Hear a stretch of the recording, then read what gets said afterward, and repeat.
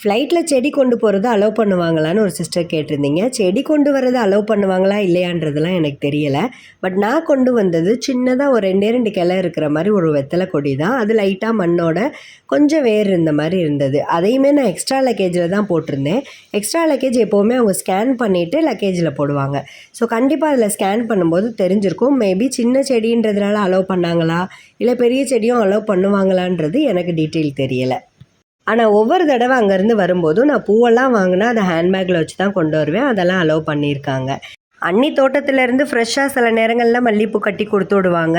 மற்ற நேரம்லாம் பார்த்திங்கன்னா முதல் நாளே நாங்கள் மார்க்கெட்டுக்கு போய் பூவெல்லாம் வாங்கி என்னோடய அத்தை எனக்கு கட்டி தருவாங்க. அதை கொண்டுட்டு வந்துடுவேன். ஆனால் லாஸ்ட் டைம் போயிருக்கும்போது கொஞ்சம் ரொம்பவே பிஸி ஷெட்யூலாக இருந்துச்சு. அதனால் ஏர்போர்ட்டுக்கு போகிற வழியில் காலையில் தான் நாங்கள் மார்க்கெட்டுக்கும் போனோம். அதனால் கட்டின பூவே வாங்கியாச்சு. ஏர்போர்ட்டுக்கு போகிறதுக்குள்ளே வீட்டுக்குன்னு வாங்கினதுலேருந்து கொஞ்சம் கட்டிட்டு எலுமிச்சம்பழமும் வச்சு கொடுத்தாங்க.